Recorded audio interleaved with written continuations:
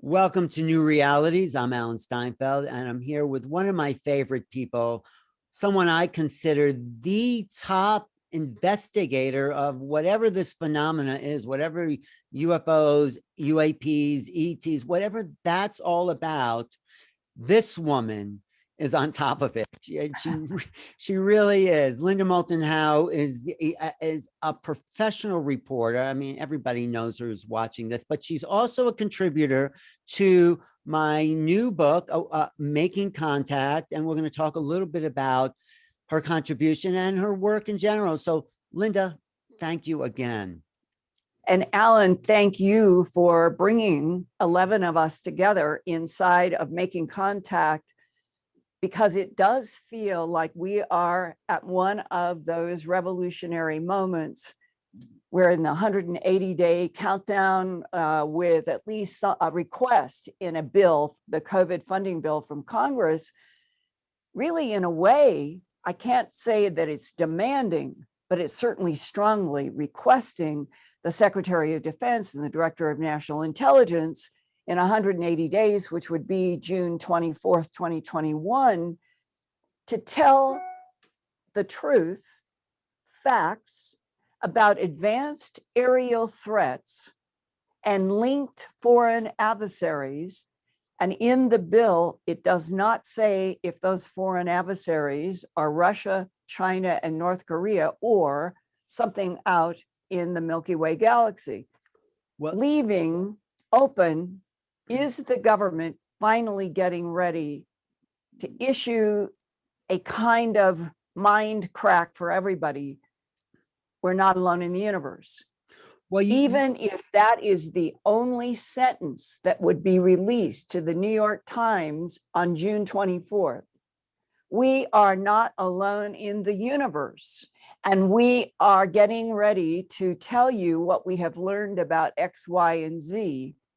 That is the biggest revolution in how many thousands of years? Yeah, absolutely. And, you know, Luis Alessandro in an article says, well, these craft do not seem to be from any country that we know of. I mean, that's such an indirect way of saying it's not from this planet, but why don't they just say the words? What is going on inside their minds that they can't just, give us a little satisfaction of what we've all been talking about? I think it's in two categories. One is that Winston Churchill talked with Dwight Eisenhower, and I believe the year was 1943 in London. And a document came out in the National Archives in London about 2000, it was maybe 12 years ago.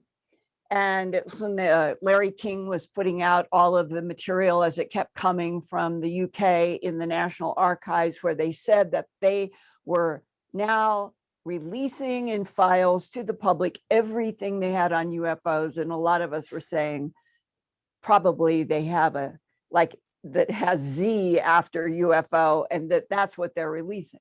But there was this very important document by a scientist. I know where the scientist worked, but I was requested by a family member not to identify, but I'm saying this is real. This is a real scientist in the UK who was the son of the security guard who was standing with Winston Churchill and Dwight Eisenhower in London when they were talking about one of the UK jets at the German border that had a silver disc, small, do ring like this along the entire fuselage of the jet, coming around the pilots and continuing. And the discussion was, there was nothing that they knew that humans could do that was being reported by these professional pilots. And in the document that was released, there was the quote from the son scientist from his father's security guard standing next to Winston Churchill, that Winston Churchill allegedly said to then General Dwight Eisenhower, we must keep this a secret for at least 50 years, or the stock markets will fall, religions will crumble, civilization will become raucous. And if it was 43, 50 years in the future would be 1993. In January of 1993, I and several people that I know who investigate the phenomena were told that 93 was going to be the year that we would get We're Not Alone in the Universe. I do not know what happened outside of March 13th, 1997, the flyovers, the state of Arizona. Right. The video that went around the world of the ark over Phoenix. The next day, I got a call from a man who was the owner of a computer company in Cranford, New Jersey, that I had literally met, had been to his corporation, and he called to tell me, and why was I there? Why had I met him? Because he was doing boutique creations of very specific computers for the Department of Defense in Washington. And I had been referenced to him having to do with a UFO report that he had learned about because he did this boutique work for the DoD. So that had happened first. Now it's March 14th after the flyover of Arizona. And he called and said, Linda, I just want you to know that last night, one of our most important Department of Defense satellites was melted. Wow. And they are now considering that what happened over Arizona is related to the melting of a satellite. I never heard that before. I never knew that. From his lips in the phone to me, I'm telling you today. And there is sort of writ large, Alan, that the landscape of the entire UFO phenomena going back 2,000, 5,000, 45,000, 270 million years, Homo sapiens sapien has never known, are they friendly? Are they hostile? Are they neutral?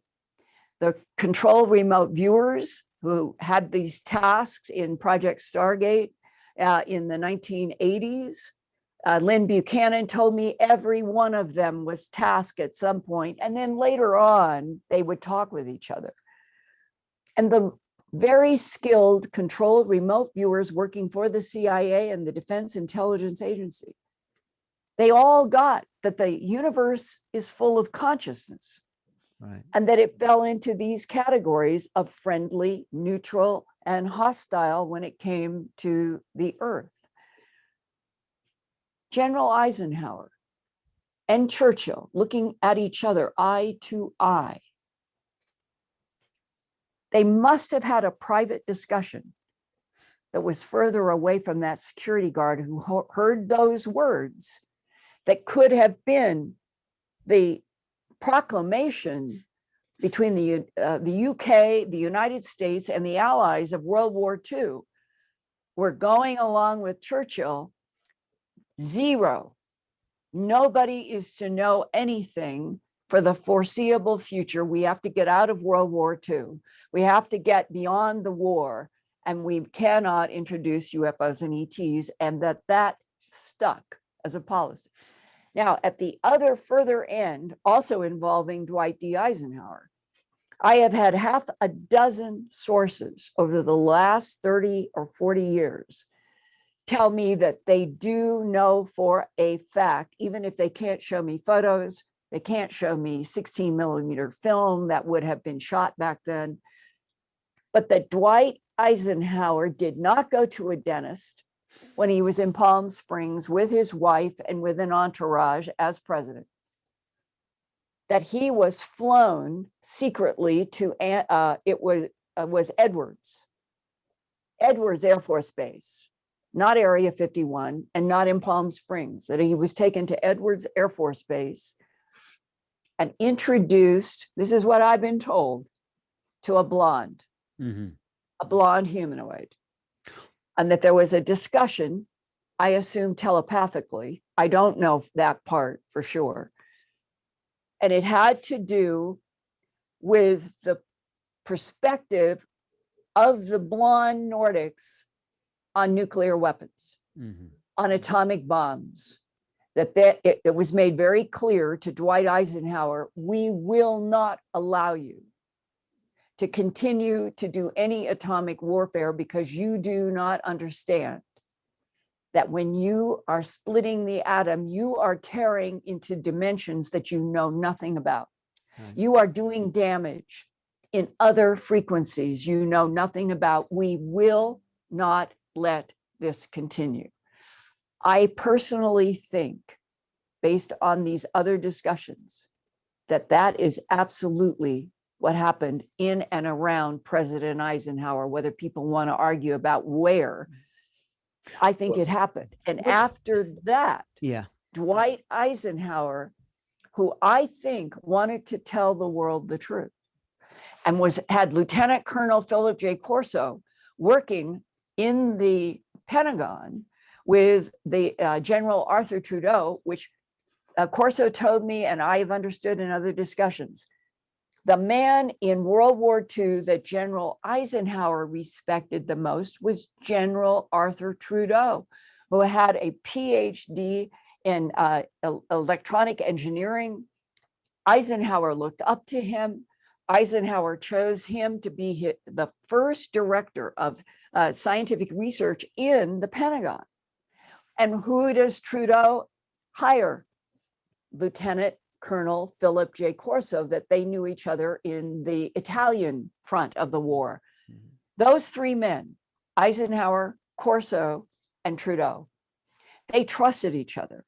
It was General Trudeau who told Corso, I'm going to show you. And Corso told me firsthand, he said, the day that General Arthur Trudeau asked him to come into his office in the Pentagon, and it was the beginning of their investigation of extraterrestrial technology from all these crashes.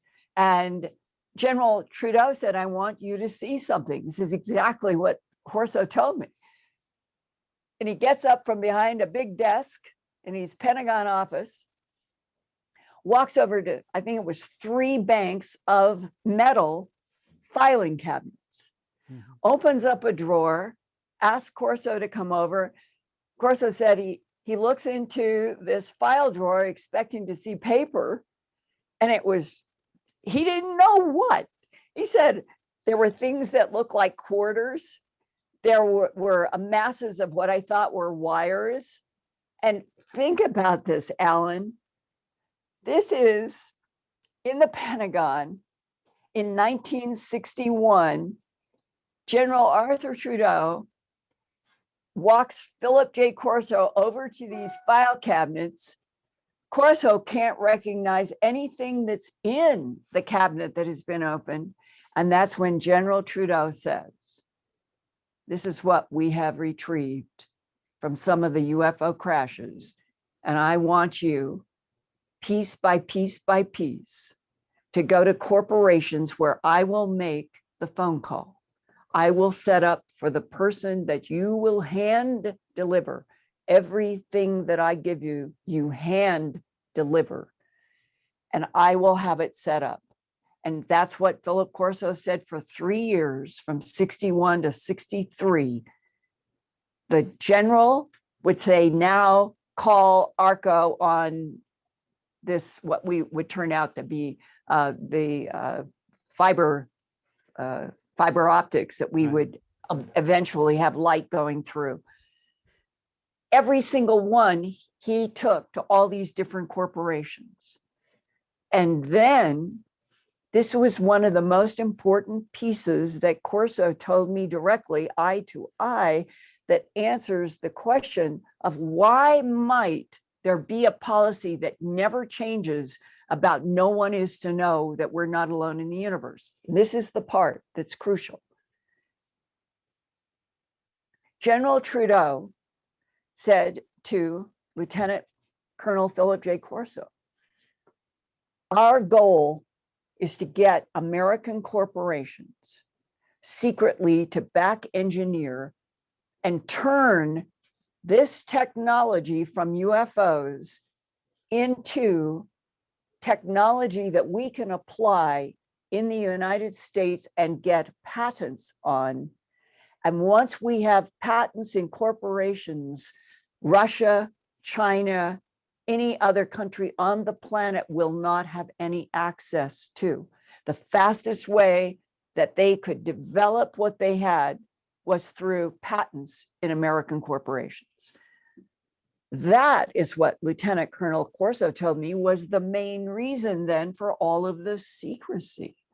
So if it was money, control, protection, isolation of technology that the United States did not want anybody else to have, suddenly you can have a human understanding to why the new CIA, followed by the NSA, followed by the DIA, they would have orientations.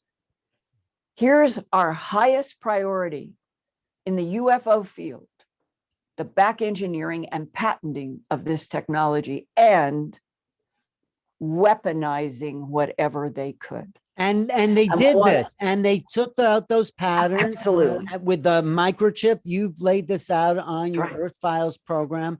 They did it. They Yep. back engineered it. They sold it to industry, which they shouldn't have, because it was the property of the American people, the U.S.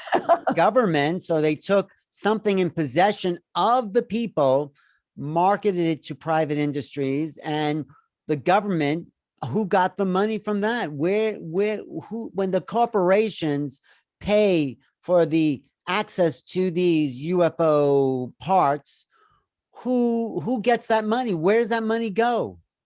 How many times have we heard about $4 trillion missing from the Pentagon? Where did it go? Rumsfeld, the Right. day before 9/11, coming out and said there happens to be $2 to $3 trillion missing from the Pentagon. And I remember his face on TV and standing there and yelling at the television, because you have been back engineering UFOs and ETs and building, because this comes from other people, firsthand testimony, that we have entire cities underground, with the best labs in the world are underground, that there is this fast subway system that goes between Area 51 and Edwards and in White Sands and to Area 29, which is also in New Mexico and is highly secret. It's all huge underground. Our government for 70 some years has been developing a parallel track. And this is, to me, this is the clincher of why I feel it is way past time. I don't care what they've back engineered, weaponized. I have talked with 3 people who have firsthand information about the interstellar trade routes that we are working with, quote unquote, friendly extraterrestrials, and that we started going out into the Milky Way galaxy with the help of these ETs in 1972. 1972 was only about 3 years after our first footstep on the moon. It means that we were already working with extraterrestrials.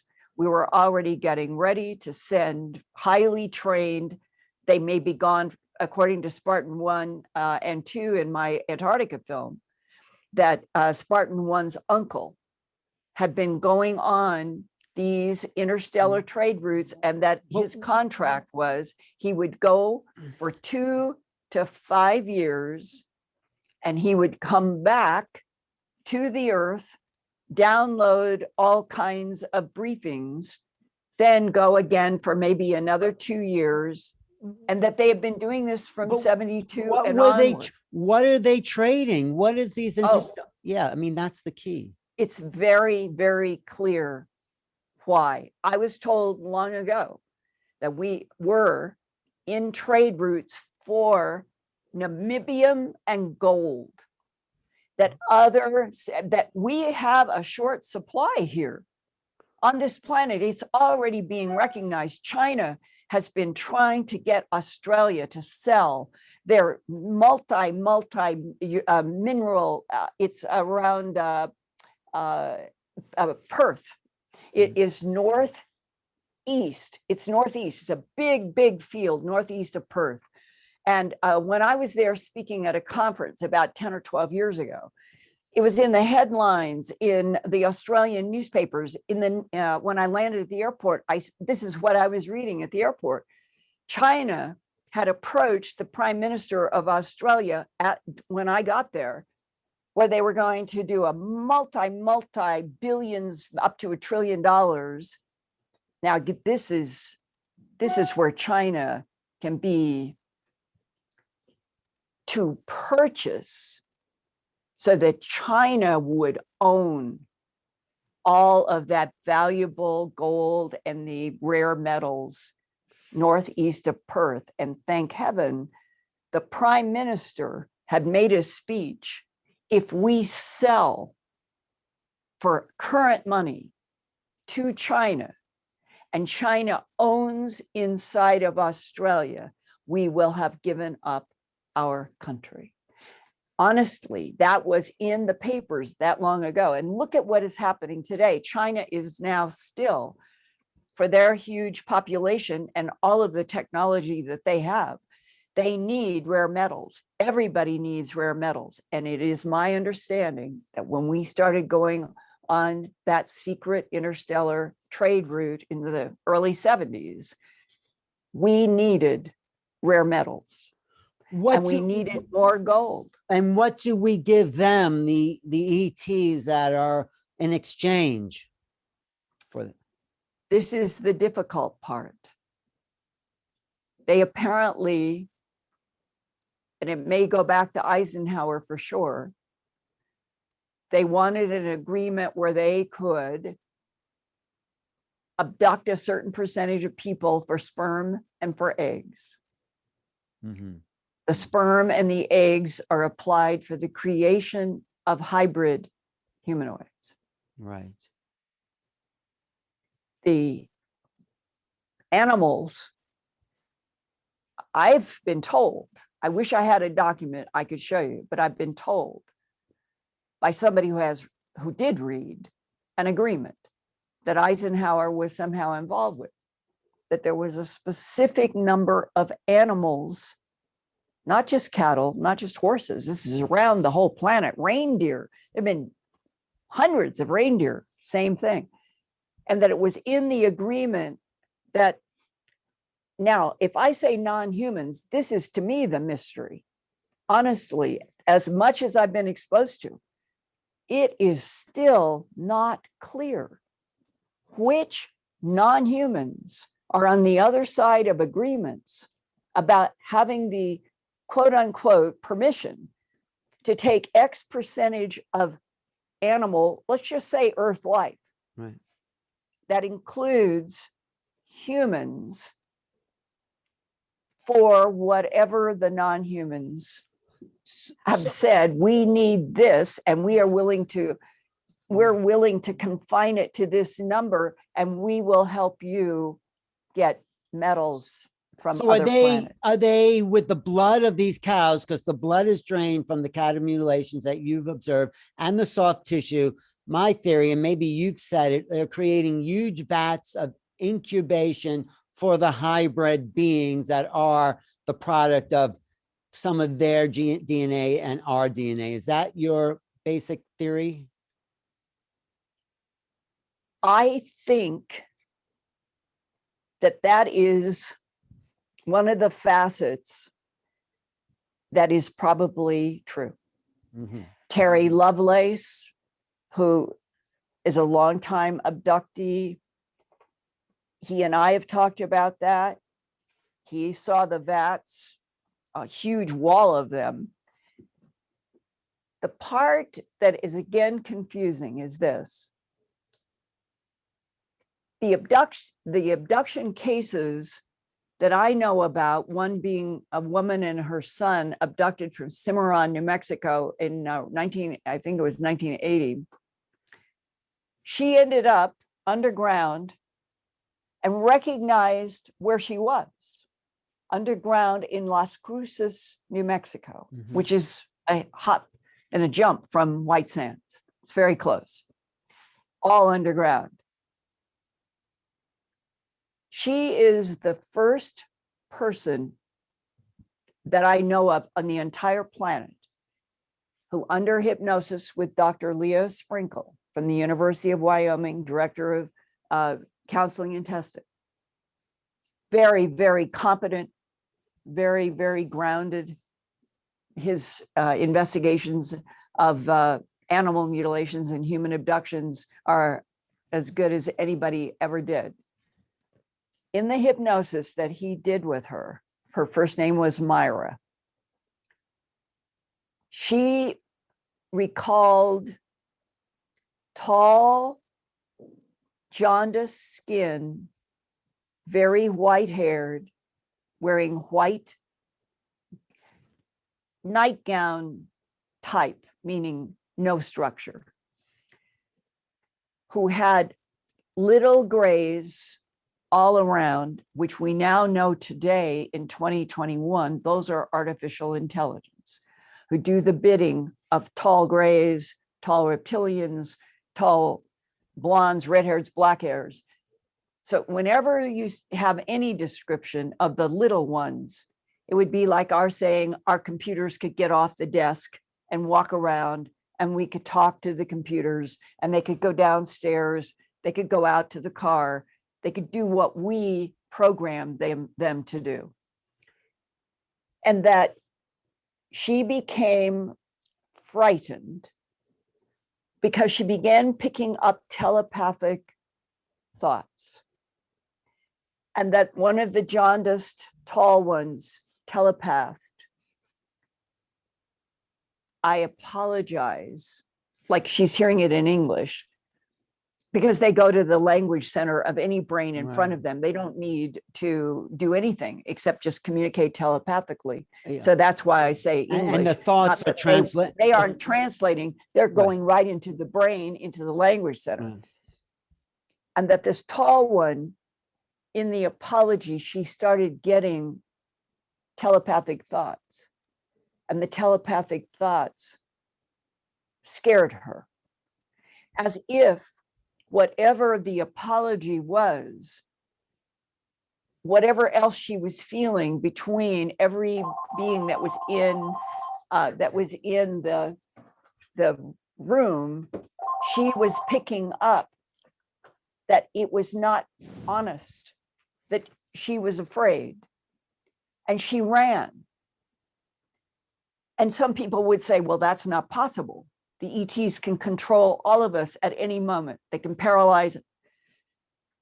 Who is to say on something like she's standing in front of a tall, real organic power who is in the act of apologizing and she becomes afraid?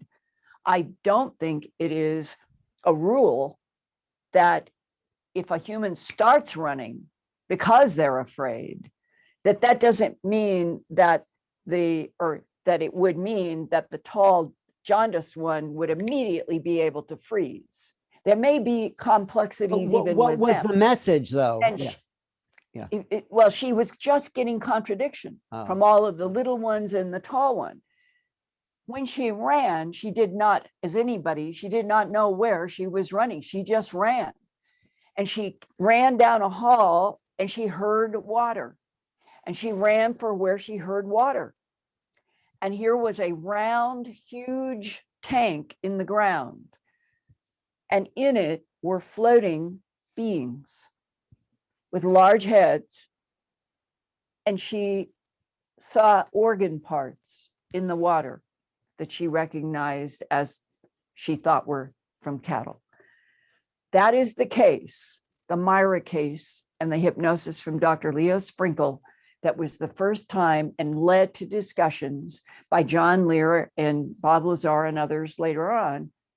That this was where the beings were absorbing their nourishment.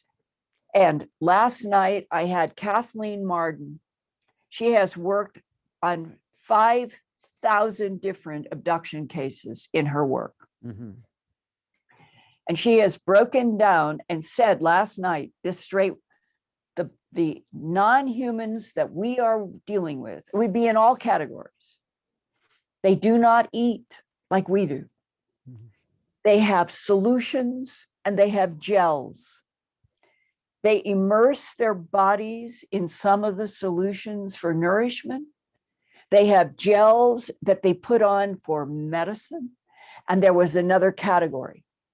And suddenly it's like 70 years are beginning to fall into comprehension, right, that have been pieces, isolated pieces. It is coming together. Yeah. And if this is true, Alan, the cattle mutilations and the human abductions, and your question about would the extractions from the animals be building other containers or being used for hybrids? My answer is maybe both of those, but it's very clear that there is a process of extraction of organic material from this planet in a lot of ways that are turned in to products that we humans would not recognize, would not understand, liquids and gels by absorption in the skin. Maybe that's why these beings smell. Maybe that's why but wait, we're running out of time. So I just have one last question to ask you. What if we get that mind-cracking headline, "We're not alone in the universe"? What does that mean for the population of the planet and for you and the history of civilization? Finally, a truth. As simple as that.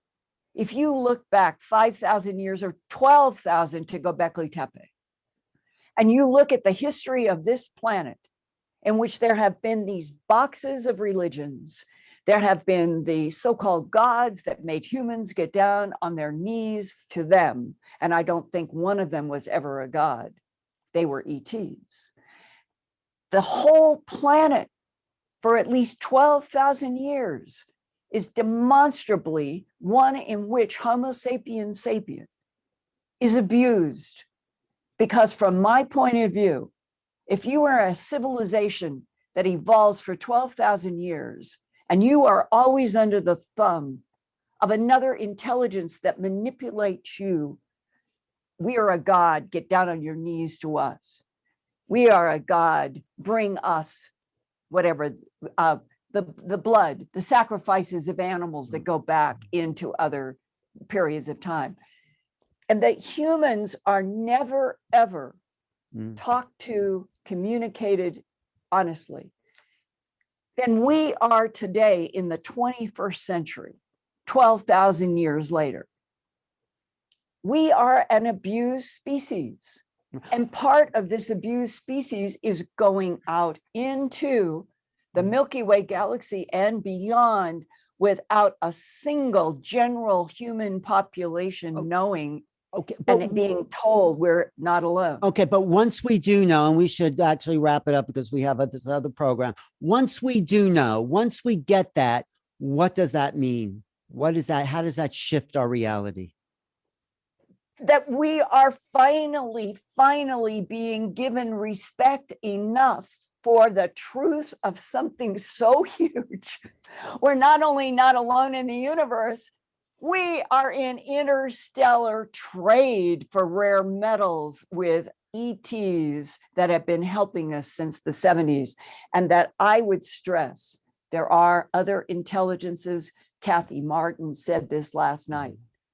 There are beings and they really care about us. And they want us to get past this difficult time of lies, deception by other forces that have never told humans the truth. That is why we've got to have this revolutionary headline. And contact. Oh, yes. Making contact. This is Oh, it is a valuable read for everybody.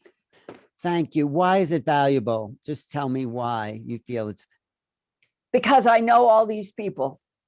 I know how difficult it is to get to facts, to get to a pattern in which it will help other human beings who have never, ever read any of our other books, seen any of our other films, been to any of our conferences.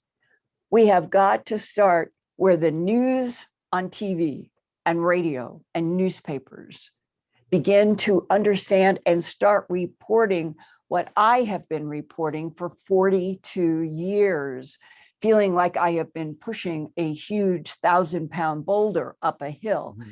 We are at the point where it might finally reach the top.